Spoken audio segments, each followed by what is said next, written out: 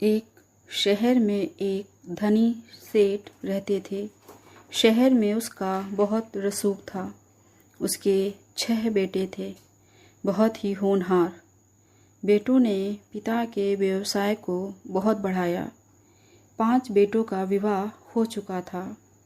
6वीं बहू आई। वह सत्संगी माँ बाप की बेटी थी। बचपन से ही सत्संग में जाने से सत्संग के सुसंस्कार उसमें गहरे उतरे हुए थे। उसका जीवन बहुत सादगी भरा था। छोटी बहू ने देखा कि घर का सारा काम तो नौकर चाकर करते हैं, जेठानियाँ केवल खाना बनाती हैं। उसमें भी खटपट होती रहती है कि आज तू बना, आज तू बना। बहू को सुसंस्कार मिले थे कि अपना काम स्वयं करना चाहिए और प्रेम से मिलजुल कर रहना चाहिए। अपना काम स्वयं करने से स्वास्थ्य बढ़िया रहता है। उसने युक्ति खोज निकाली और सुबह जल्दी स्नान करके शुद्ध वस्त्र पहनकर पहले ही रसोई में जा बैठी। जेठानियों ने टोका, लेकिन फिर भी उसने बड़े प्रेम से रसोई बनाई और सबको प्रेम से भोजन कराया। सभी बड़े तृप्त व प्रसन्न हुए। दिन में सास छोटी बहू के पास जाकर बोली, बहू, तू सबसे छोटी है, तू रसोई क्यों बनाती है? तेरी 5 जेठानियाँ हैं। बहू, माँ जी, कोई भूखा अतिथि घर आ जाए तो उसको आप भोजन क्यों कराते हो? बहू, शास्त्रों में लिखा है कि अतिथि भगवान का स्वरूप होता है।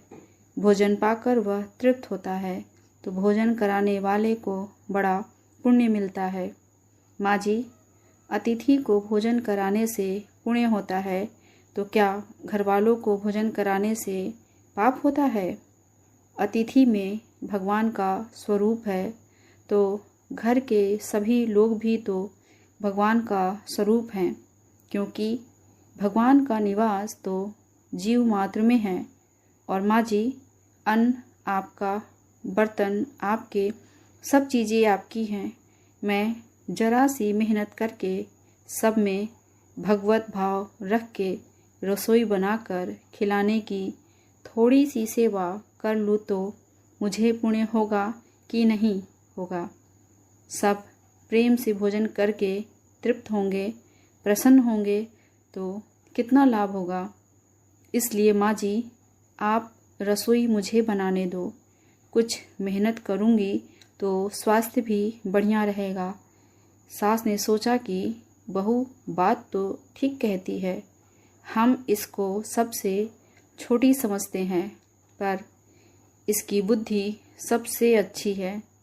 दूसरे दिन सास सुबह जल्दी स्नान करके रसोई बनाने बैठ गई। बहुओं ने देखा तो बोली, माँ जी, आप परिश्रम क्यों करती हो? सास बोली, तुम्हारी उम्र से मेरी उम्र ज़्यादा है, मैं जल्दी मर जाऊंगी। मैं अभी पुण्य नहीं करूंगी तो फिर कब करूंगी? बहुएं बोली, माँ जी, इसमें पुण्य क्या है? यह तो घर का काम है। सास बोली, घर का काम करने से पाप होता है क्या? जब भूखे व्यक्तियों को, साधुओं को भोजन कराने से पुण्य होता है तो क्या घरवालों को भोजन कराने से पाप होता है? सभी में ईश्वर का वास है। सास की बातें सुनकर सब बहुओं को लगा कि इस बात का तो हमने कभी ख्याल ही नहीं किया। यह युक्ति बहुत बढ़िया है। अब जो बहू पहले जग जाए वही रसोई बनाने बैठ जाए। पहले जो भाव था कि तू रसोई बना तो 5 की बारी बंधी थी, लेकिन अब मैं बनाऊं यह भाव हुआ तो 7 बारी बंध गई। 2 और बढ़ गए। सास और छोटी बहू काम करने में तू कर इससे काम बढ़ जाता है और आदमी कम हो जाते हैं, पर मैं करूं इससे काम हल्का हो जाता है और आदमी बढ़ जाते हैं। छोटी बहू उत्साही थी। सोचा कि अब तो रोटी बनाने में छठे दिन बारी आती है, फिर क्या किया जाए। घर में गेहूं पीसने की चक्की पड़ी थी। उसने उससे गेहूं पीसने शुरू कर दिए। मशीन की चक्की का आटा गरम गरम बोरी में भर देने से जल जाता है। उसकी रोटी स्वादिष्ट नहीं होती, लेकिन हाथ से पिसा गया आटा ठंडा और अधिक पौष्टिक होता है तथा उसकी रोटी भी स्वादिष्ट होती है।